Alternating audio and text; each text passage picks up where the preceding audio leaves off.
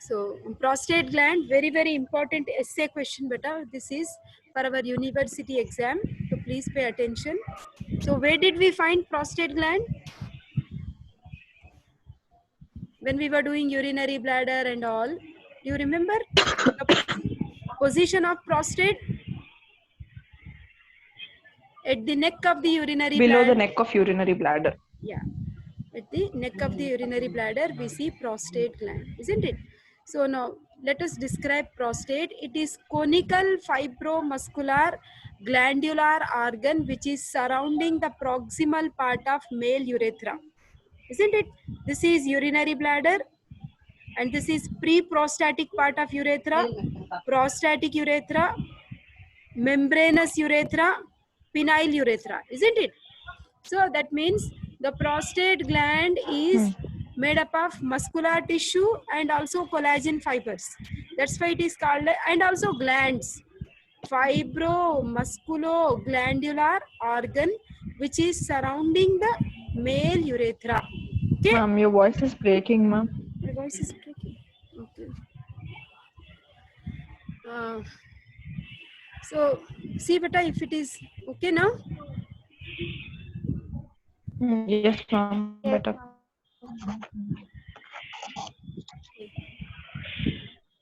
So okay beta, it is corresponding. See in females we do not have prostate gland, no. The corresponding glands in case of females are paraurethral glands. Okay, my voice is clear. Okay. Yes, ma'am. Okay, now coming to the secretions, basically in the males we see the seminal fluid is there, isn't it, which contains sperms coming from the testis. Apart from the sperms we have so much of fluid added, no, from the prostate, from the seminal vesicles, from the bulbourethral glands. So the secretions which are coming from prostate, they are acidic and they contain the enzyme acid phosphatase, fibrinolysin, prostaglandin, and it also contains an element mineral that is zinc. Okay, then now when you look at this picture, what is this bone we have? Pubic symphysis, isn't Ma'am, it? your voice, ma'am, it's breaking. It's breaking. Hello. Okay beta, I don't know why it is breaking. Ma'am, your voice, ma'am, it's breaking badly. Okay.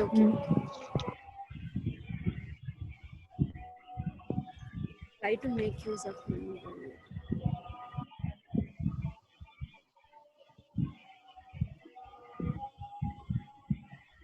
Is it audible now beta? Yes, ma'am. Okay, so where is the prostate gland present?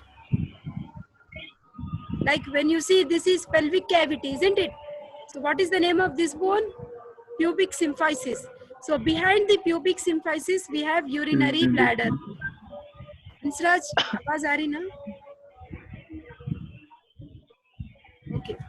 At the neck of the urinary bladder we are finding the prostate gland. Okay, that means Ma'am, break हो रहा, ma'am. break हो रहा. Okay beta, एक काम करेंगे. I'll go down then. I'm ending, or I'll take like this only. It's better I end.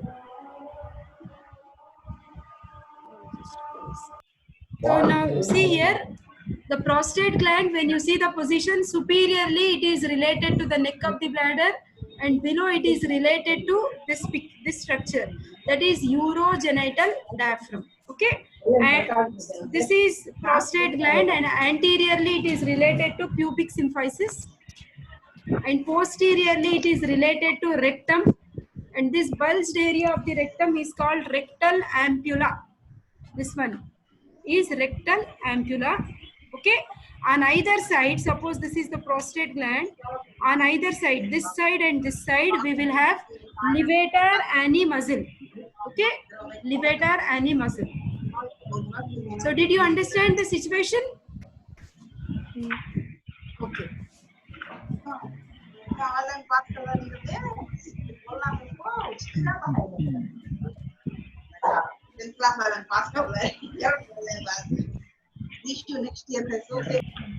Now let us see the measurements. The measurements of prostate gland are, it is like transverse diameter is more and vertical it is less.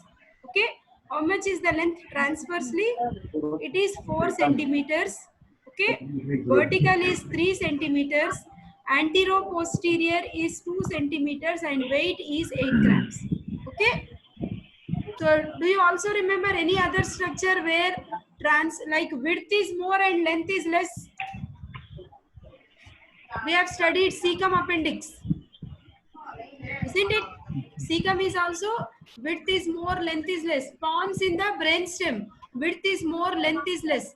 So these are the 3 structures in our body where you see width is more and length is less. Okay, prostate gland and pons and what else? Just now I told. Cecum. Cecum appendix. Cecum. Only cecum, beta, not appendix. Cecum. Cecum. Okay. Okay. Now, if you remember a thyroid gland has 2 coverings, no, true capsule and false capsule. Similarly, prostate gland also has 2 coverings. The inner capsule is the condensation of the glandular tissue.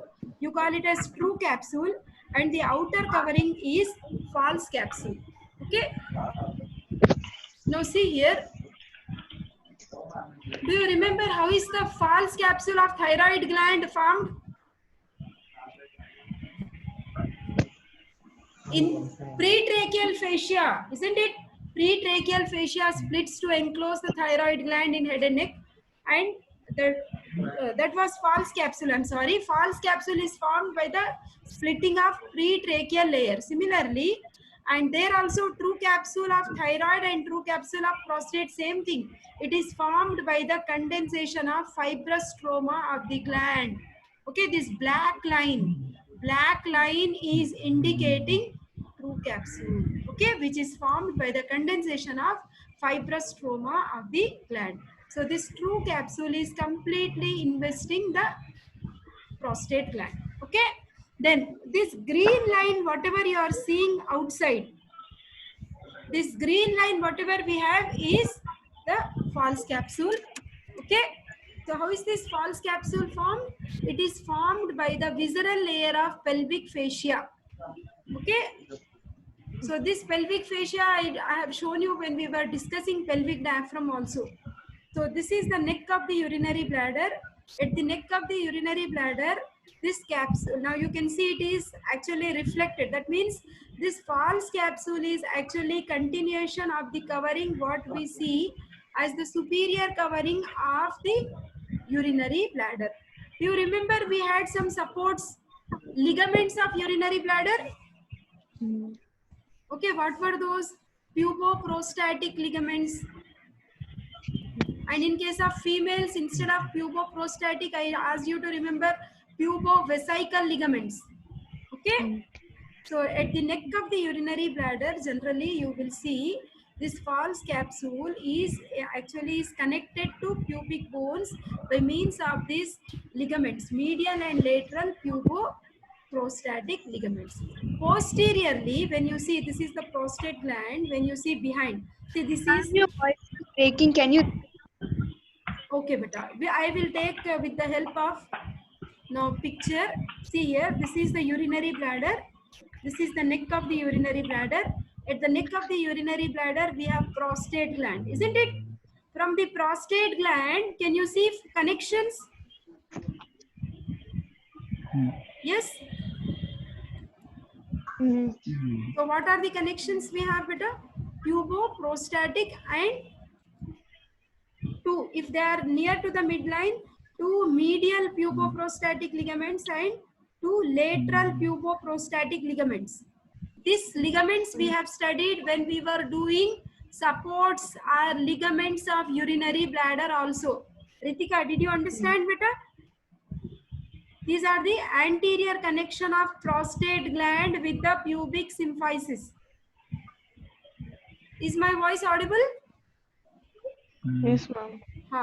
So that is anteriorly you are finding medial and lateral puboprostatic ligaments. Okay. Now this is the posterior aspect. In the posterior aspect of the prostate gland, you will find one fascia. Okay, that fascia is given a special name. Okay, that is rectovesical fascia.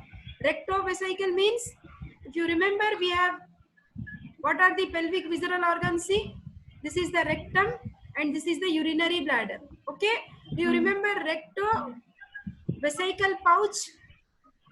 Douglas pouch.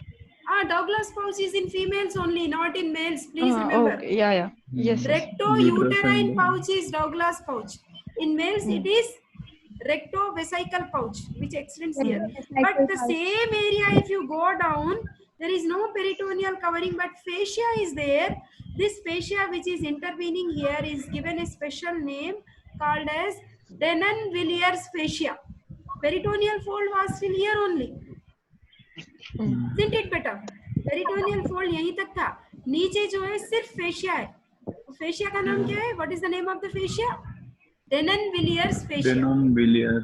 Denon-Villiers fascia. Okay, posteriorly, the prostate gland is blending with rectovesical fascia of Denon-Villiers.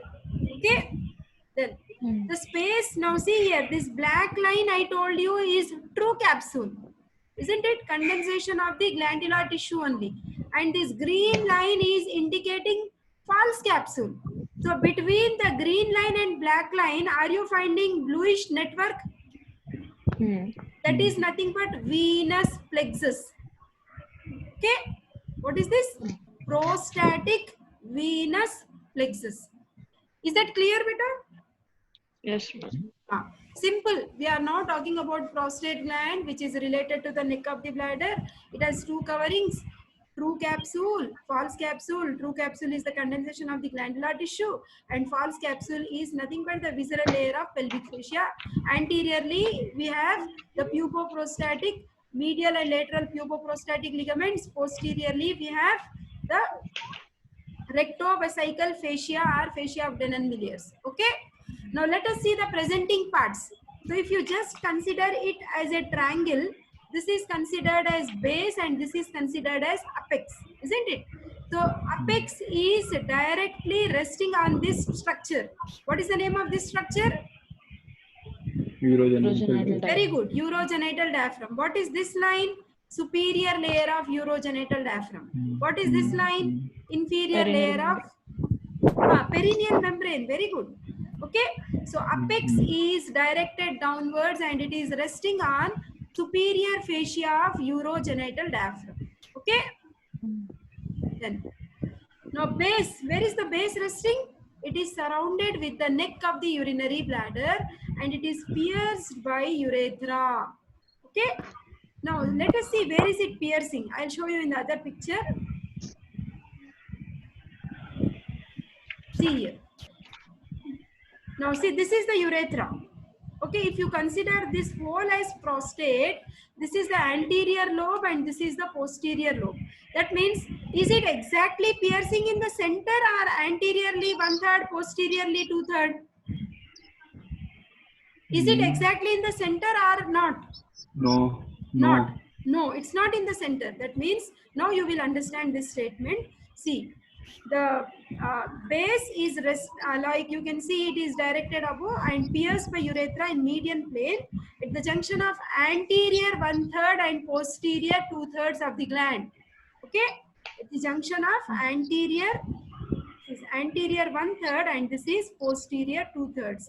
So at the junction of anterior 1/3 and posterior 2/3, you will see the piercing of the urethra. Is this point clear? Okay. Now coming to the surfaces of prostate. Now see here, don't read anything. It's so nice here. See here, this is the urinary bladder. You are finding this is the prostate gland. Now see here, this is actually called as per-rectal examination. PER. Per-rectal examination means what? You are passing the finger through anal orifice and then you are entering into the rectum, and through the rectum you are palpating the posterior surface of prostate gland. Isn't it better?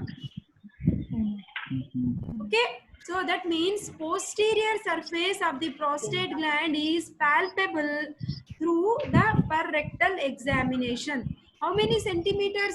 That means at least this much you should insert your finger inside the anal orifice. That means 4 centimeters. Okay, about 4 centimeters above the anus you will see the you can palpate the posterior surface of prostate.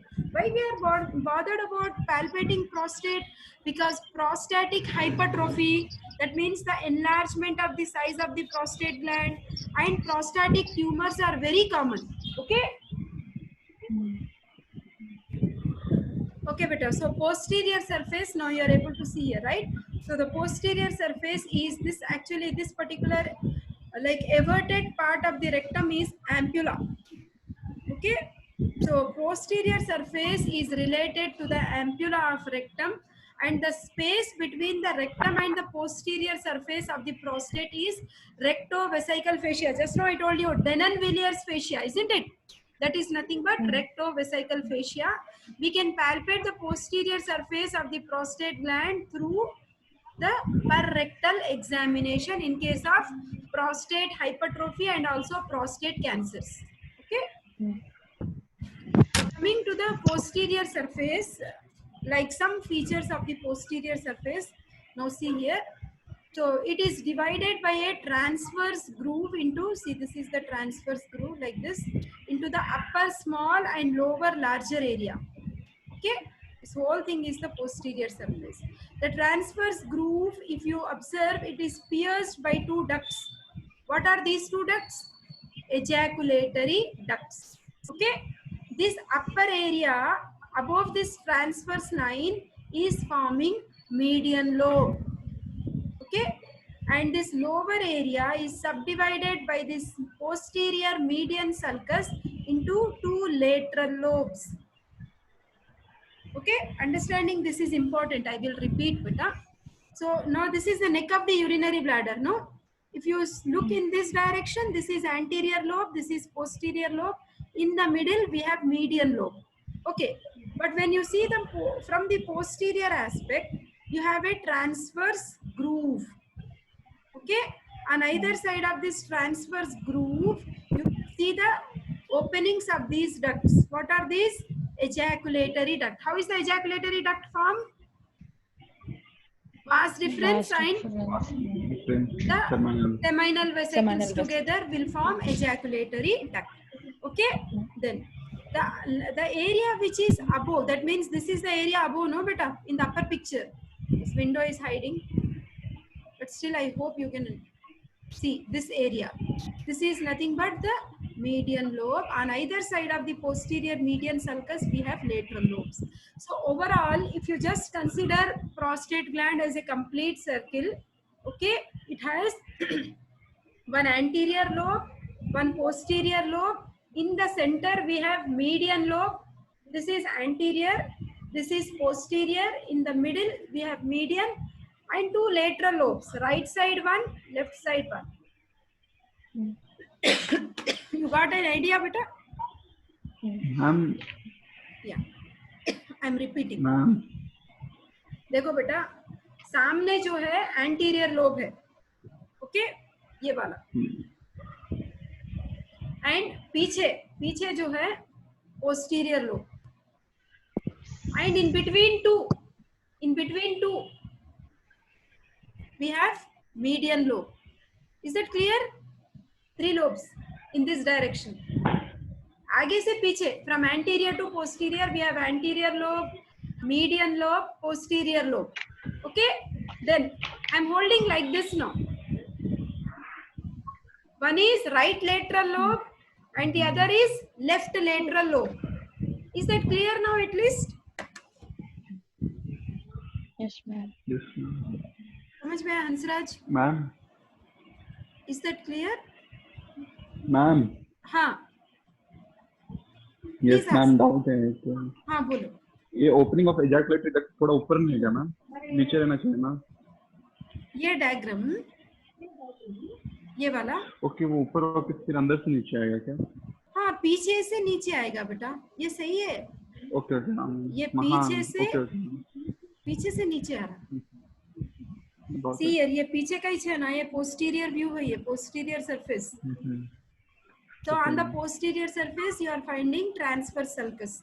Okay, then you are finding two openings, यानी यहाँ है वो opening, वो ऐसे अंदर pierce करके अंदर जा रहा. Then it is joining the urethra. Okay,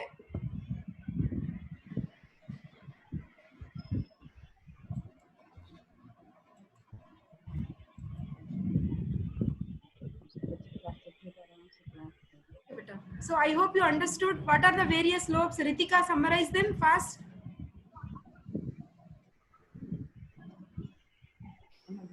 Anterior lobe, posterior lobe, median lobe, and lateral lobes. Very good. How many lateral lobes? 2 lateral lobes. Okay, very good. Okay, so that means you have, all of you have understood. Very good. Okay, now coming to this surface, beta, this surface is just behind the pubic symphysis and it is in front. That's why you call it as anterior surface. Okay, it is narrow, it is convex, and if you measure from pubic symphysis, it will be 2 centimeters behind. Okay, 2 centimeters behind the pubic symphysis. Okay, and in this place, this 2 centimeters area is filled with fat. You call it as retropubic fat. Retro means behind the pubic symphysis. Okay, and here we will have so much of venous network. What we saw between the true and false capsule, the same venous network is seen here. Vesical venous plexus. This is the venous plexus. And we are finding one vein, that is the deep dorsal vein of penis. Okay, then little in front and above, you will see above apex, it is pierced by urethra. Okay, this is the apex, no? So that means in this point it is pierced by urethra. So overall you just try to remember beta, this is the anterior surface 2 centimeters behind pubic symphysis, and this is filled with retropubic fat and vesical venous plexus. This vein is there, that is the deep dorsal vein of penis is situated here. Okay, so like that you try to remember. Now coming to this inferolateral surface. Okay, so this becomes, this is one inferolateral surface and this is one more inferolateral surface. What is the name of this muscle? It is related to? And levator. Yeah, levator ani. Okay, okay. So it is related to levator ani, which acts as levator prostate. That means it is like related to the prostate. That means it helps in the elevation of prostate gland during various activities. Okay, then do you remember we had anterior recess when we were discussing ischiorectal fossa? Certain Yes, ma'am. recesses, horseshoe recess, anterior Yes. recess, isn't it? Posterior. हाँ वो दिखे नहीं कहीं ma'am recess. इश्कियोरेक्टल fossa में दिखाई थी ना बेटा, ये पूरा इश्कियोरेक्टल फोसा ही है, ये वाला और ये वाला. ओके, तो इसका एक्सटेंशन यहाँ जो आगे आ रहा, यानी ये फैट जो आगे आ रहा, ऐसा घुस के इधर आ जा रहा बेटे, वो कुछ नहीं है, that is nothing but anterior recess. Okay, Ma'am, can you repeat, ma'am? Can you repeat anterior recess once? anterior recess is nothing but the extension of ischiorectal fossa, which is extending towards this levator ani and lateral surface of prostate gland, where I am scrolling my arrow, this area. Okay, between Okay, the ma'am. lateral surface of prostate and levator ani, you are finding this space, no? That is nothing but anterior recess. Okay, then. Yes, ma'am. See, these lobes already we have discussed. Okay, anatomically, basically we see, when surgically we say the other lobes, what like Ritika told us, but anatomically we tell only one, median one lobe and lateral 2 lobes. Okay, simple. Anatomically, how many lobes do we have? Only 3.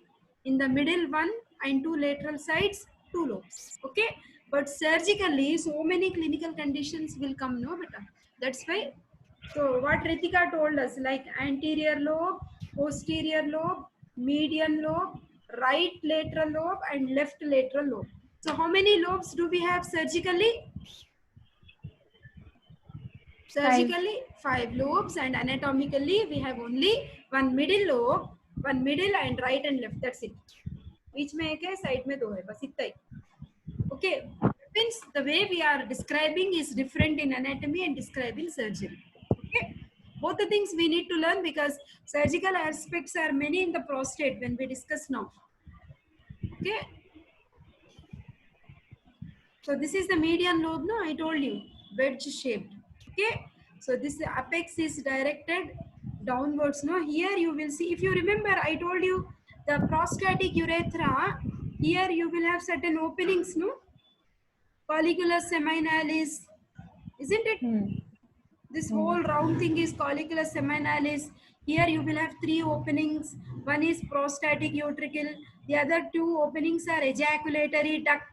This I have described when we were discussing prostatic part of urethra. Isn't it? Okay, so median lobe, this point is apex where I kept my arrow exactly now. So this apex is directed towards this point. That is colliculus seminalis. Okay, and this is the base. Okay, the base is actually forming the uvula vesicae at the apex of the trigone of the bladder. So apex of the trigone of the bladder, you should remember better. Like, I hope you remember. Then I should take this beautiful picture. This is the trigone, isn't it? Okay, triangle. So this is the like you are finding the projection of this part of the prostatic urethra. You call it as pre-prostatic urethra. No, here the muscle is little elevated. You call it as uvula vesicae. This point is uvula vesicae. Okay, so that means the base of this median lobe is actually forming the uvula vesicae at the apex of the trigone of urinary bladder.